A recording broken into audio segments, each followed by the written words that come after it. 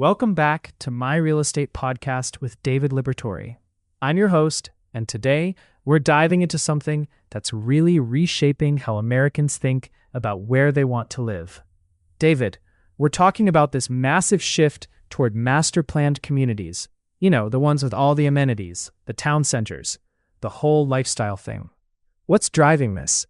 Because it feels like a pretty big change from how people used to shop for homes. Yeah, it's a huge shift. And honestly, it's one of the most interesting trends I've seen in real estate over the last several years. Buyers are really starting to prioritize lifestyle and community over just the house itself. They're asking themselves, what's the experience going to be like when I wake up in this neighborhood? And that's a totally different question than how many square feet is my house? Right. Exactly. So it's not just about the four walls anymore. It's about everything around it. But I'm curious, what are people actually looking for in these communities? Like, what amenities are we talking about here? So you've got a bunch of different layers. You've got the obvious stuff, fitness centers, pools, that kind of thing. But then you've got town centers with restaurants and retail, which is huge because people want walkability and community gathering spaces. You've got trail systems, which appeals to people who care about wellness and outdoor activity. Schools are a big one for families. And then there are clubs, golf clubs, social clubs that create a real sense of belonging. Plus, a lot of these communities are programming events, fitness classes, social gatherings. It's almost like they're creating a lifestyle ecosystem right there in your backyard. Oh, wow. So it's not just amenities. It's really the programming and the community experience. I love that. And I imagine this appeals to different demographics for different reasons, right? Like a young family might care about schools, but a retiree might care about wellness programs and social clubs. Exactly. That's what's so smart about these master plan communities. They're designed to appeal across the board.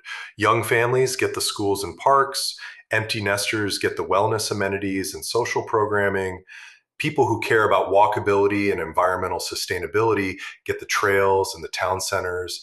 It's really about creating something for everyone, which means the community itself becomes a major selling point.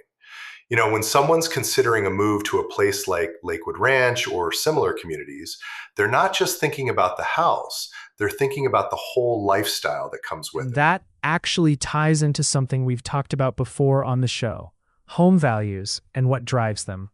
Because if the community itself is that valuable, that must impact property values, right? The amenities and the programming must be a huge factor in what a home is actually worth. Oh, absolutely. And this is where it gets really interesting from an investment perspective.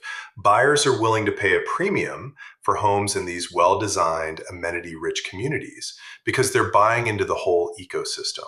They're buying lifestyle, they're buying community, they're buying the experience. So when you're looking at what determines a home's value, and we've broken this down before, the community quality and amenities are absolutely at the top of that list. That makes total sense.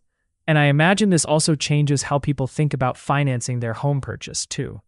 Like, if you're buying into this lifestyle, maybe the financial decision looks different than it would have a few years ago. Yeah, it definitely does. People are thinking about total cost of living, not just the mortgage. They're considering what they're getting in terms of amenities and programming. And sometimes that justifies a higher purchase price or a different financing strategy. We've talked about cash versus financing on the Gulf Coast, and a lot of that comes down to personal preference and financial situation. But when you're in a master planned community, you're also factoring in HOA fees and what those buy you in terms of lifestyle and community experience. Right. So the HOA fees aren't just maintenance. They're actually buying you into this whole lifestyle experience. That's a really important distinction.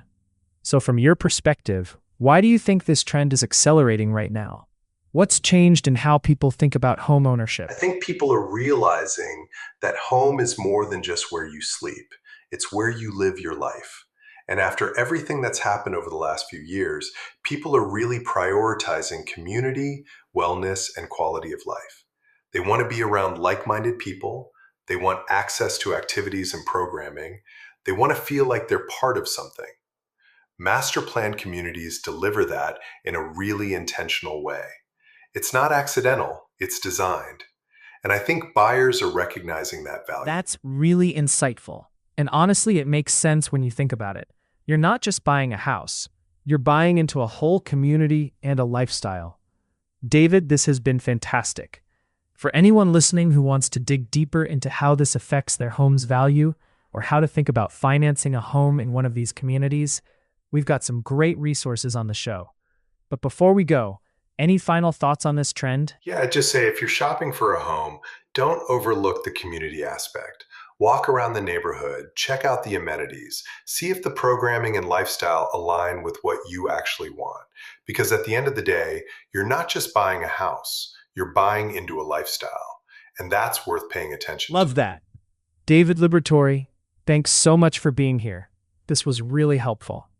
For everyone listening, make sure you check out our other episodes on home values, financing strategies, and everything else real estate.